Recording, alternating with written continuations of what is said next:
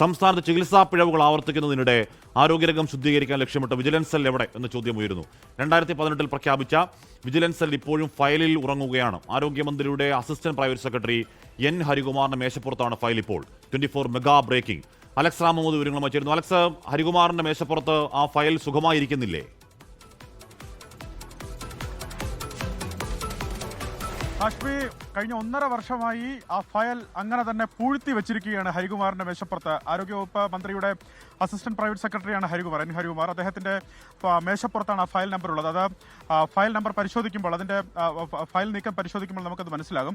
ഹാഷ്മി, ഇതിൽ ആരോഗ്യരംഗത്തെ പ്രശ്നങ്ങൾ പ്രധാനമായി ഡോക്ടർമാരുടെ സ്വകാര്യ പ്രാക്ടീസ്, അതുപോലെ അഴിമതി, ഒപ്പം മെഡിക്കൽ വിദ്യാഭ്യാസ വകുപ്പിലെയും ആരോഗ്യ വകുപ്പിലെയും പ്രശ്നങ്ങൾ പരിഹരിക്കുന്നതിന് വേണ്ടിയാണ് ഇത്തരത്തിലൊരു വിജിലൻസ് സെൽ രൂപീകരിക്കണം എന്നൊരു നിർദ്ദേശം മുന്നോട്ട് വെക്കുന്നത്. 2017 അന്നത്തെ ആരോഗ്യവകുപ്പ് സെക്രട്ടറി ആയിരുന്ന രാജീവ് സദാനന്ദനാണ് ആ നിർദ്ദേശം മുന്നോട്ട് വെക്കുന്നത്.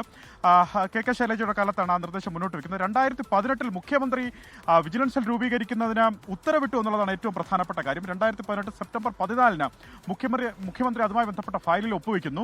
അത് കഴിഞ്ഞ് 2020 മറ്റുമൊക്കെ തുടർ വർഷങ്ങളിൽ നിയമവകുപ്പിന്റെയും ധനകാര്യ വകുപ്പിന്റെയും അനുമതികൾ ലഭിക്കുന്നു. തുടർന്ന് 2023 ഈ ആരോഗ്യ വകുപ്പിനെയും, അതായത് ആരോഗ്യ ഡയറക്ടറേറ്റിനെയും മെഡിക്കൽ വിദ്യാഭ്യാസ ഡയറക്ടറേറ്റിനെയും ഈ വിജിലൻസ് സെല്ലിൽ അതിന്റെ പരിധിയിൽ ബാധകമാക്കണമെന്നുള്ള പരാതി ലഭിക്കുന്നു. തുടർന്ന് അതുമായി ബന്ധപ്പെട്ട വിഷയങ്ങൾ ചർച്ച ചെയ്യുന്നതിന് വേണ്ടി 2023 ഒരു യോഗം ചേരുന്നു. അന്നത്തെ മെഡിക്കൽ വിദ്യാഭ്യാസ വകുപ്പിന്റെ സെക്രട്ടറി രത്തന്യു ഖേൽക്കർ തുടങ്ങി മെഡിക്കൽ വിദ്യാഭ്യാസ ഡയറക്ടർ അടക്കമുള്ളവർ പങ്കെടുത്തുകൊണ്ടാണ് ആ യോഗം ചേരുന്നത്.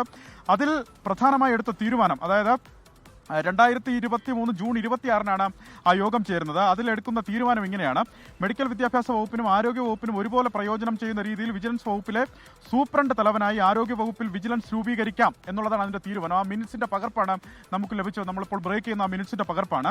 അതിന്റെ ആ വിജിലൻസ് സെല്ലിന്റെ പ്രവർത്തന രീതി, അധികാരങ്ങൾ എന്നിവ പഠിച്ച് DME റിപ്പോർട്ട് നൽകണമെന്നും ആ മിനിറ്റ്സിന്റെ ഉത്തരവായി, അതായത് ആ തീരുമാനത്തിന്റെ ഉത്തരവായി, ആ യോഗത്തിന്റെ ഉത്തരവായി വരുന്നു. അതിൽ DME അത് പഠിച്ചതിന് ശേഷം ആരോഗ്യവകുപ്പിന് റിപ്പോർട്ട് നൽകുന്നു. 1/6/2024, അതായത് ജൂൺ മാസം 1-ാം തീയതി ആരോഗ്യവകുപ്പ് അഡീഷണൽ സെക്രട്ടറി ആ റിപ്പോർട്ട് ആരോഗ്യവകുപ്പ് അഡീഷണൽ ചീഫ് സെക്രട്ടറിക്ക് നൽകുന്നു. അത് 4-ാം തീയതിയാണ് ചീഫ് സെക്രട്ടറിക്ക് റിപ്പോർട്ട് നൽകുന്നത്. 4-ാം തീയതി മുതൽ ആ റിപ്പോർട്ട്, അതായത് ആരോഗ്യവകുപ്പിൽ വിജിലൻസ് വേണമെന്ന റിപ്പോർട്ട് 2024 ജൂൺ മാസം 4-ാം തീയതി മുതൽ അസിസ്റ്റന്റ് പ്രൈവറ്റ് സെക്രട്ടറി എൻ ഹരികുമാറിന്റെ മേശപ്പുറത്താണെന്നുള്ളതാണ് ഏറ്റവും പ്രധാനപ്പെട്ട കാര്യം. അവിടെ നിന്ന് അത് നീങ്ങിയിട്ടില്ല. ആ ഫയലിന് ഒരു അനക്കവുമില്ല. ആ ഫയൽ, അതായത് വിജിലൻസ് സെൽ രൂപീകരിച്ചാൽ സ്വാഭാവികമായി നമുക്കറിയാം ആരോഗ്യവകുപ്പിനുണ്ടാകുന്ന ഇത്തരം പ്രശ്നങ്ങൾക്ക് ആദ്യമേ ആ വിഷയത്തിൽ ആ പരാതി അന്വേഷിക്കുക വിജിലൻസ് സെല്ലായിരിക്കും. സ്വാഭാവികമായി കുറ്റക്കാർ ശിക്ഷിക്കപ്പെടണം. അവരെ സംരക്ഷിച്ച ഈ കാലങ്ങൾ അത്രയും സംരക്ഷിച്ചു പോരാൻ സാധിക്കില്ല എന്നുള്ള കാര്യം നമുക്കറിയാം. അങ്ങനെ വിജിലൻസ് സെല്ലിന്റെ അഭാവം ആ വകുപ്പിലുണ്ട്. ഇപ്പോൾ അതുമായി ബന്ധപ്പെട്ട് പരാതി നൽകിയ പൊതുപ്രവർത്തകനെ സത്യൻ നമുക്കുമുണ്ട്. ഇപ്പോൾ നിലവിൽ എന്താണ് ഈ ഫയലിന്റെ അവസ്ഥ എന്താണ്? ഈ ഫയൽ ഇപ്പോഴ് എല്ലാ നടപടിക്രമങ്ങളും പൂർത്തീകരിച്ചുകൊണ്ട് ആരോഗ്യവകുപ്പ് മന്ത്രിയുടെ ഓഫീസിൽ ഈ DME കൈകാര്യം ചെയ്യുന്ന അഡീഷണൽ പ്രൈവറ്റ് സെക്രട്ടറി ഹരികുമാർ സാറിന്റെ കയ്യിലാണ് ഇപ്പോൾ ഈ ഫയൽ ഇരിക്കുന്നത്. 14/6/2024 അഡീഷണൽ ചീഫ് സെക്രട്ടറി കൊടുത്ത ഫയൽ മന്ത്രി ഓഫീസിൽ ഇപ്പോൾ 2026 കസ്റ്റഡിയിലിരിക്കുക. അത് മന്ത്രി ഒപ്പിട്ടാൽ മാത്രം ഉത്തരവായി പുറത്തിറങ്ങും. പക്ഷെ അത് ഇറങ്ങാൻ ഈ KGM അനുവദിക്കില്ല. എന്തുകൊണ്ടായിരിക്കും ഈ ഫയൽ 1.5 വർഷമായി അതങ്ങനെ പൂഴ്ത്തി വെക്കുന്നത്? അത് ഈ KGMന്റെ സ്വാധീനം കൊണ്ടാണ്. കാര്യം ഇത് പുറത്ത് വന്നു കഴിഞ്ഞാൽ ഈ നല്ല ഡോക്ടർമാരുണ്ട്, ഇതിലുള്ള ഡോക്ടർമാരെല്ലാം അഴിമതിക്കാരായ ഡോക്ടർമാരെല്ലാം ജയിലിൽ പോകും. അതുകൊണ്ട് ഒരൊറ്റ കാരണം കൊണ്ടാണ് ഈ ഫയൽ പൂഴ്ത്തി വെച്ചേക്കണം.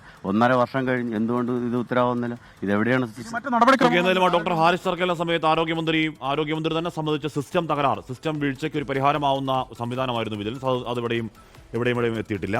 ഇതാ ഇവിടെ യൂത്ത് കോൺഗ്രസിനാണ് DYFI സംസ്ഥാന പ്രസിഡന്റ് B വസീഫിന്റെ ഫേസ്ബുക്ക് പോസ്റ്റ്. യൂത്ത് കോൺഗ്രസിനോടാണ് ആ കളി അവസാനിപ്പിച്ചേക്ക് എന്നാണ് DYFIയുടെ യൂത്ത് കോൺഗ്രസിന് കൊടുക്കുന്ന മുന്നറിയിപ്പ്. അപ്പോൾ അത് തെരുവിൽ കൂടുതൽ സംഘർഷഭരിതമാകുമാണോ മണിക്കൂറിലെ ഈ സമരമെന്ന് വരും മണിക്കൂറുകളിൽ നമുക്കറിയാം. ലോകത്തെവിടെയായാലും ഏത് സമയത്തും 24 വാർത്തകളും ഓഗ്മെന്റഡ് റിയാലിറ്റി പാക്കേജുകളും എക്സ്പ്ലെയിനറുകളും വിശദമായി കാണാൻ ഞങ്ങളുടെ YouTube ചാനൽ നിങ്ങൾക്ക് സബ്സ്ക്രൈബ് ചെയ്യാം.